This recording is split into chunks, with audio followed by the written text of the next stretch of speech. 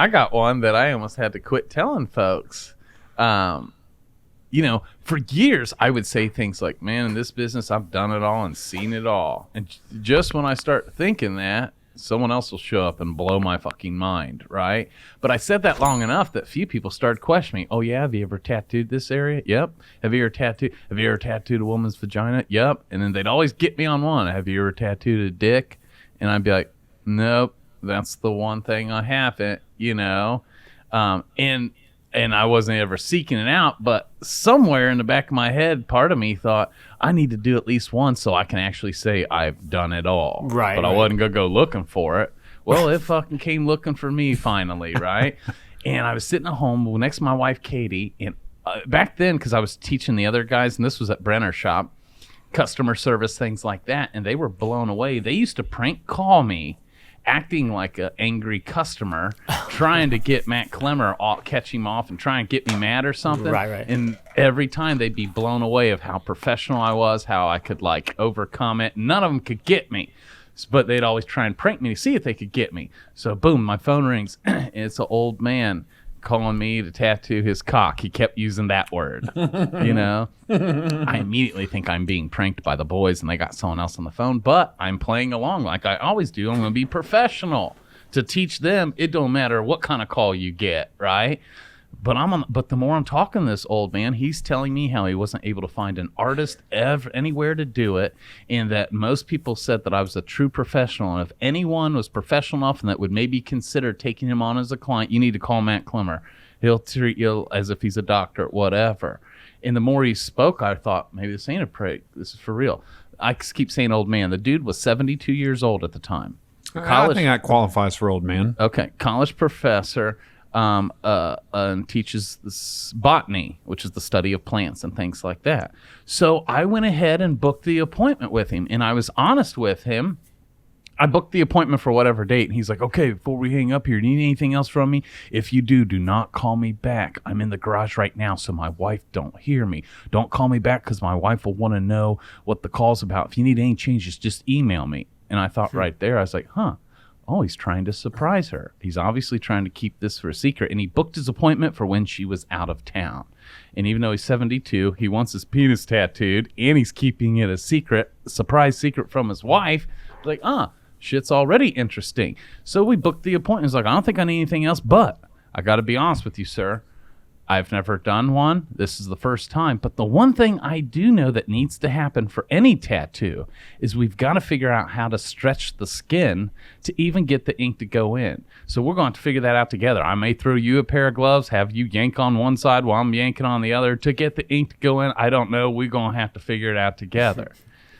We're in this together. That's right. And at this point, I've got him on speaker, and Katie's listening.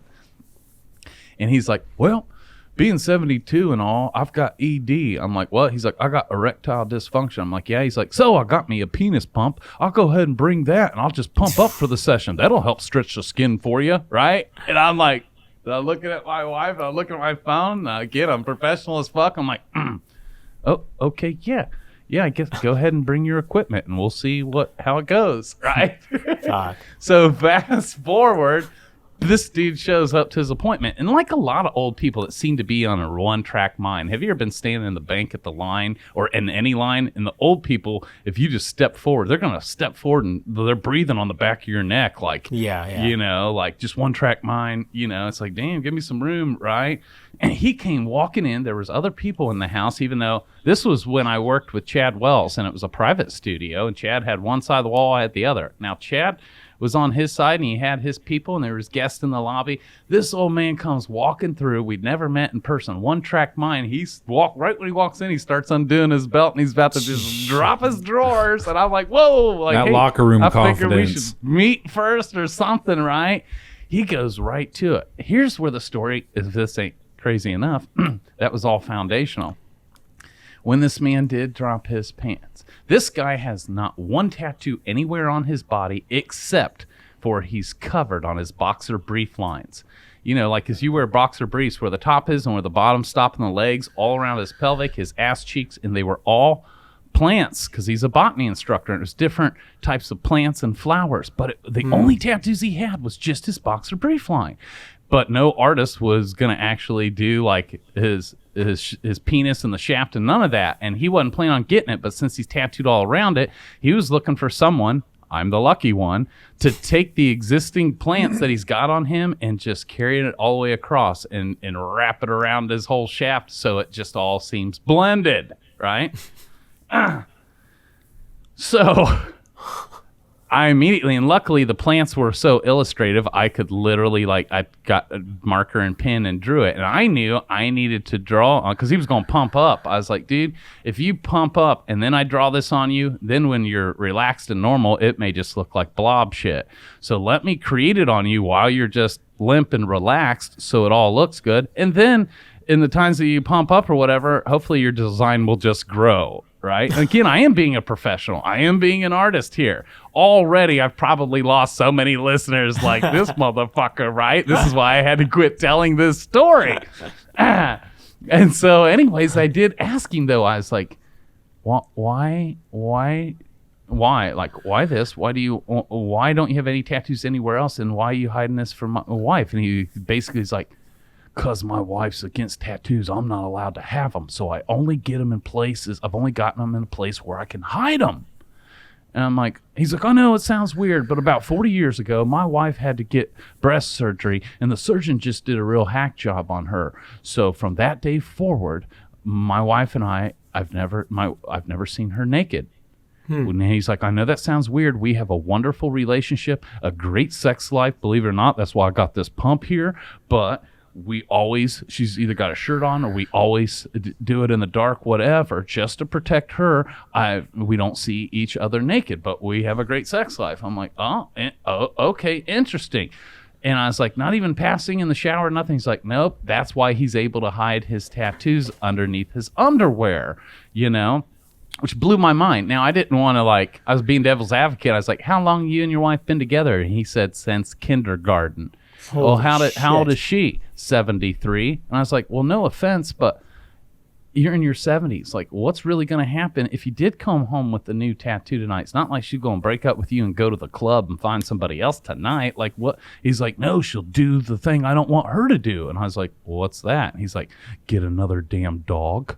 And I was just like, damn, this man's hiding his tattoos because he don't want her to get a puppy. I'm like, fuck, holy shit. It just blew my mind. Not only is he a botany professor, but he loves going to nude beaches and shit. And, so it's just like, it was mind blowing.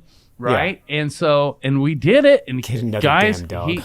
I know it. And he did, I drew it on him. He did pump up. And to be honest, just from a technical standpoint, boys, I don't know how I would have been able to do that tattoo if he wasn't erect. Yeah. Right.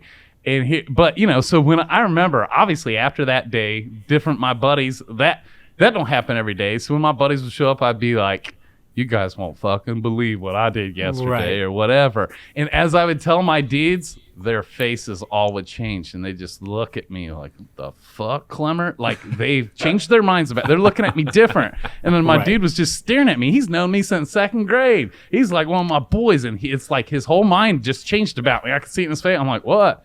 He's like, Clemmer. I'm like, what? He's like, you just had another man's dick in your hands. I'm like, I wore gloves. Like, I'm not a fucking animal. Dude, I wore gloves. I'm a professional, right? But it was like they lost respect for me. And I'm thinking, well, fuck, what a great, amazing, weird story. And now I can officially say I have done it all, right? Wow, right. But see, now most there's a dudes, perfect story for the book. That's right. Perfect story for the book. Man. Have illustrations. Right. Oh, I got pictures. You bet your ass I took pics. Was he well endowed? Well, that's all subjective, isn't it? Well, see, the whole thing is interesting though, right? Because your boys looked at you like they judged you, right? But you're a professional. Like, that's right. I'd like to hear our listeners. Like, to me, to be honest with you, I wouldn't really have that much of a problem with it. I've not tattooed a penis before. Whenever I'm asked, it's always in the form of a hey buddy, have you ever done, you know what I mean? Mm-hmm. And I come back with some handling fee bullshit joke, you know what I mean? I did charge a handling fee on that guy, my normal day rate, and I charged an extra $500 handling fee. Right. But like, to me, you know, it's like, I mean, I'm not saying I'm equal to a doctor, but you know, you do things, right? So if it, at the end of the day, if it's about a professional tattoo, I don't know, like, I'm not that weird about it, I guess. Me neither. You know what I mean? Like, I think I'd be okay with it. It's not something I would like specialize in, you know what I mean, or want to do a ton of. More so out of just the entire thing being uncomfortable. Yeah. Right? You know, do you dermalize it? Do you not? Like, is this a good idea to use stencil stuff on? Because there's, you know, that's going to be a whole other issue. Right. So, and I even asked him, like, how is it? Does it hurt and stuff? You know, like, you know, and it was an interesting because everything was a delayed reaction. He almost acted like when my needle was in him and I was like in that certain spot, he almost didn't feel it until I moved on. Then the spot I hit a few minutes ago, then the pain showed up, you know? And it was a full color piece. Like his flowers, he had plants and flowers. Like guys, you did a wiener sleeve.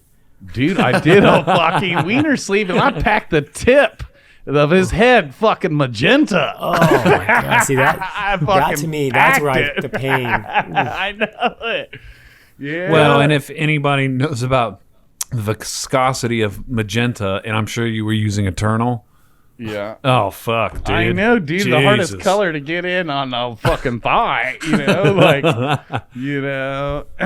And, you know, at the time, and so, again, I am professional. I do have a heart for people, and this dude sold me on that no one else would do it, and so I wanted to. I will say, since it was my first, you know, I don't know if it, you know, I think I'd have been cool regardless, but it was a different experience since it was like helping my grandpa versus some 22-year-old kid, you know? But ultimately, but it was funny because he's like, man, Matt, this could be a whole niche market for you because no one else is doing this. No one else is offering. I'm like, yeah, like the 3 people I may gain is marketing myself as that guy. You know, I'll lose the hundreds. Yeah, you don't want to necessarily be known for that. Yeah. Calm down, get your Packer tatties out. Yeah.